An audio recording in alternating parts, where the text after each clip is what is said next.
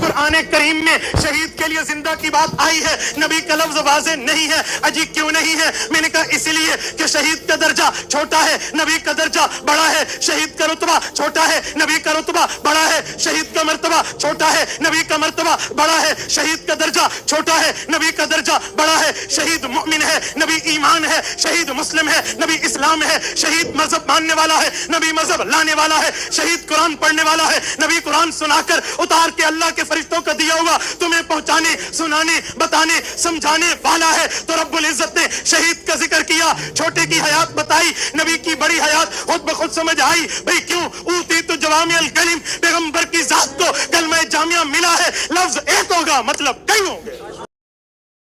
جس نے مجھ پر درود پڑھا میری قبر کے پاس، میں اس کے درود کو سنتا ہوں۔ جس نے دور سے پڑھا اس کا درود مجھ تک پہنچا دیا جاتا ہے۔ سب سے پہلے تو میں یہ پوچھنا چاہوں گا کہ یہ روایت اور یہ کلمات رسول اللہ صلی اللہ علیہ وسلم نے کس وقت فرمائے؟ اپنی وفات مبارکہ سے پہلے یا اپنی وفات مبارکہ کے بعد؟ اگر پہلے فرمائے ہیں تو اس کا کیا مطلب ہے کہ میں سنتا ہوں، اور اگر آپ کہتے ہیں کہ یہ وفات کے بعد فرمائے ہیں تو پھر ٹھیک ہے، آپ سچے ہیں اور ہم جھوٹے ہیں، ہمارا آپ کے ساتھ کوئی جھگڑا نہیں۔ حیات النبی صلی اللہ علیہ وسلم کی قسط نمبر 2 ہے۔ اس کے اندر جو مشہور روایت من صلی علیہ عند قبری سمعتہ، اسی سند پر میں آج تھوڑی سی گفتگو کروں گا۔ یہ جو ہر محفل میں روایتیں کرتے ہیں نا، ایک ایک کر کے ہم خبر لیں گے کہ یہ روایتیں کیسی ہیں، یہ حدیثیں ہیں، روایتیں ہیں، موضوع کہانیاں، یہ کیا ہے۔ یہ بات سمجھ لیں کہ اس روایت کی 2 سندیں ہیں، اور جو زیادہ تر شور ہوتا ہے وہ دوسری سند پر ہوتا ہے، کیونکہ ایک سند کے اندر سدی صغیر ہے، تو جب سدی صغیر پر ہم جرح پیش کرتے ہیں تو پھر یہ دوسری سند کی طرف جاتے ہیں کہ ہمارا استدلال سدی صغیر والی سند سے نہیں ہے بلکہ دوسری سند سے ہے۔ تو میں آج انشاءاللہ دوسری سند کو بھی دیکھوں گا کہ دوسری سند کیا ہے۔ سب سے پہلے یہ دیکھیں کہ یہ روایت کس کتاب کے اندر ہے۔ تو یہ روایت بخاری، مسلم، ترمذی، ابن ماجہ، ابو داؤد، نسائی میں نہیں ہے، اور نہ ہی 4 اماموں کی تصانیف کے اندر ہے۔ امام ابو حنیفہ، شافعی، مالک، احمد بن حنبل رحمۃ اللہ علیہم، ان کی کسی تصانیف کے اندر یہ روایت موجود نہیں ہے۔ اس کے علاوہ باقی بھی مشہور کتابوں کے اندر یہ روایت موجود نہیں ہے۔ اس روایت کو امام بیہقی رحمۃ اللہ علیہ نے اپنی کتاب شعب الایمان کے اندر، امام اکیلی رحمۃ اللہ علیہ نے الضعفاء الکبیر کے اندر، خطیب بغداد نے تاریخ بغداد للخطیب کے اندر اس روایت کو ذکر کیا۔ اب سب سے پہلے یہ بات سمجھ لیں کہ یہ جتنی بھی میں نے آپ کے سامنے کتابیں ذکر کی ہیں، یہ کتابیں درجہ ثالثہ اور درجہ رابعہ کی ہیں، اور میں پچھلی ویڈیو کے اندر حوالہ جات سے یہ بات ثابت کر چکا ہوں کہ درجہ ثالثہ اور درجہ رابعہ کی جو کتابیں ہیں، ان کی روایات سے عقیدہ تو بہت دور کی بات ہے، عمل بھی ثابت نہیں ہوتا ہے۔ دوسری بات یہ سمجھ لیں کہ یہ روایت خبر واحد ہے، اور خبر واحد کے بارے میں بھی میں پچھلی ویڈیو کے اندر بات کر چکا ہوں کہ خبر واحد سے عقیدہ ثابت نہیں ہوتا ہے۔ اس کے اندر میں نے سارے اہل سنت والجماعت کے حوالے آپ کے سامنے ذکر کیے تھے، اور جو انسان خبر واحد سے عقیدہ ثابت کرنا چاہتا ہے وہ اہل سنت والجماعت کے منہج سے ہٹ کر گفتگو کر رہا ہے۔ پہلے اس روایت کی دوسری سند دیکھتے ہیں، اس لیے کہ دوسری سند پر تھوڑا سا زیادہ شور ہوتا ہے کہ دوسری سند۔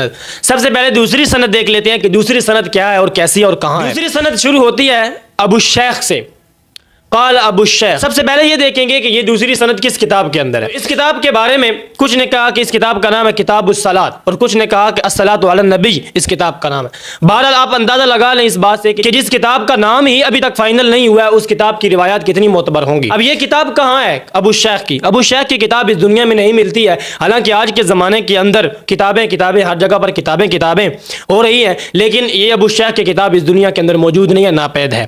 تو سب سے پہلے آپ اس بات سے اندازہ لگا لیں کہ یہ کتاب بھی جب معلوم نہیں ہے اور کہاں ہے تو اس کتاب کی روایت کا کیا مقام ہوگا۔ شیخ کون ہے؟ ابو الشیخ وہ ہے کہ تانیب الخطیب میں لکھا ہے کہ یہ وہ بندہ ہے کہ جو امام ابو حنیفہ رحمۃ اللہ علیہ کے بارے میں کہتا تھا کہ یہ امام ابو حنیفہ جو ہے یہ ضال بھی ہے اور مضل بھی ہے، خود بھی گمراہ ہے اور دوسروں کو بھی گمراہ کرتا ہے۔ اب اس بات سے آپ اندازہ لگا لیں کہ یہ بندہ خود کیسا ہوگا جو امام ابو حنیفہ کو ضال اور مضل کہہ رہا ہے۔ اس کے بعد یہ ہے کہ یہ کہتا ہے کہ میں نے خواب میں رسول اللہ صلی اللہ علیہ وسلم کو دیکھا، اللہ کے رسول صلی اللہ علیہ وسلم نے امام ابو حنیفہ کو ادھر گربان سے پکڑا اور گھسیٹا اور فرمایا کہ یہ وہ بندہ ہے جس نے میری امت کو تباہ و برباد کر دیا ہے۔ تو یہ ہے آپ کا ابو الشیخ جس کی سند آپ نے لی ہے، اور یہ عقیدہ حیات النبی صلی اللہ علیہ وسلم جو کہ قرآن و سنت سے اس طرح ثابت نہیں جس طرح آپ مانتے ہیں، اس پر آپ نے دلیل بنائی ہے۔ اب 2 باتیں ہو گئی، ابو الشیخ کی کتاب بھی نہیں ہے اور کتاب بھی غیر معتبر اور بندہ بھی غیر معتبر۔ اب دیکھتے ہیں یہ سند کیا ہے۔ اس سند کے اندر آتا ہے سب سے پہلے عبد الرحمن بن احمد الاعرج. یہ کون ہے؟ یہ مجہول الحال ہے، اس کا پتہ ہی نہیں ہے. نمبر ہے حسن بن صباح. تیسرے نمبر پر آتا ہے ابو معاویہ. تجلیات صفدر کے اندر لکھتے ہیں کہ یہ خبیث راوی ہے. آ جاتا ہے اعمش. علامہ ابن عبد الہادی الصارم المنکی میں فرماتے ہیں کہ یہ روایت اعمش کے ذمہ لگائی گئی ہے. تیمیہ رحمۃ اللہ علیہ بھی یہی فرماتے ہیں کہ یہ روایت اعمش نے بیان نہیں کی، یہ بلکہ اعمش کے ذمہ لگائی گئی ہے. یہ ہے آپ کی دوسری سند جس کے اندر ابو الشیخ غیر معتبر ہے، اور جس کتاب میں یہ روایت ہے وہ کتاب دنیا میں ملتی نہیں، وہ کتاب بھی غیر معتبر ہے. اس کے بعد عبد الرحمن بن احمد الاعرج جو کہ مجہول الحال ہے. اس کے بعد حسن بن صباح غیر ثقہ راوی ہے، اور اس کے بعد ابو معاویہ جو کہ خبیث راوی ہے، اور اعمش سے اور ابو صالح جو اعمش کے بعد، اور اس کے بعد ہے ابو ہریرہ. ان تین لوگوں نے اس روایت کو بیان ہی نہیں کیا، ان تین لوگوں کے یہ روایت ذمہ لگائی گئی ہے. تو یہ ہے آپ کی دوسری سند. ہر محفل کے اندر دوسری سند کرنے والے آپ کسی محفل میں دوسری سند کا نام نہ لینا. اب آ جاتے ہیں پہلی سند کے اندر. پہلی سند وہی ہے جو میں نے آپ کے سامنے کتابوں کی حوالہ جات ذکر کر دی ہیں. یہ پہلی سند ان کتابوں کے اندر ہے.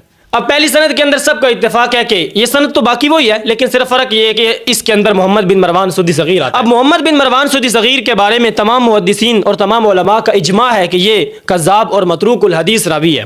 اس پر سب کا اتفاق ہے، یہ فریق مخالف بھی مانتے ہیں. لیکن اگر پھر بھی کوئی انسان ماننے کے لیے تیار نہیں ہے تو میں اس کے لیے یہ حوالہ جات ذکر کر رہا ہوں. علامہ ابن عبد الہادی رحمۃ اللہ علیہ صارم المنکی صفحہ نمبر 205 اور 206 میں فرماتے ہیں کہ یہ روایت اعمش کے ذمہ لگائی گئی ہے، اور ذمہ لگانے والا محمد بن مروان سدی صغیر ہے جو کہ کذاب راوی ہے. اور اس روایت کو اعمش، ابو صالح اور ابو ہریرہ نے بیان نہیں کیا ہے. ابن کثیر جلد نمبر 6 بیروتی چھاپا کے اندر سورۃ احزاب کی تفسیر کرتے ہوئے لکھتے ہیں کہ یہ روایت محمد بن مروان کا تفرد ہے، اور محمد بن مروان ایک جھوٹا راوی ہے. ابن جوزی اپنی کتاب الموضوعات جلد نمبر 1 صفحہ نمبر 303 897 اور 224 کے اندر فرماتے ہیں کہ محمد بن مروان سدی صغیر کذاب راوی ہے، اور یہ روایت اعمش کے ذمہ لگائی گئی ہے. فتاوی بلد الحرام والے صفحہ نمبر 456 پر فرماتے ہیں کہ اس روایت کی کوئی اصل نہیں ہے، یہ روایت رسول اللہ صلی اللہ علیہ وسلم کے ذمہ لگائی گئی ہے. امام عقیلی رحمۃ اللہ علیہ فرماتے ہیں کہ یہ سدی صغیر جو تھا یہ ابو بکر عمر رضی اللہ تعالی عنہما کو گالیاں دیا کرتا تھا، اس لیے یہ ایک کٹر رافضی انسان تھا، اس کی روایت قبول نہیں کی جاتی. اسنن المطالب کے اندر عبد الرحمن بن محمد بن درویش فرماتے ہیں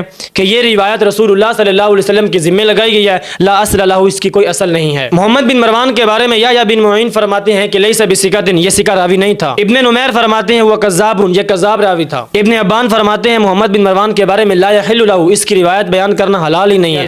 امام بخاری اس کے بارے میں ساقط وانو کے الفاظ ذکر کرتے ہیں.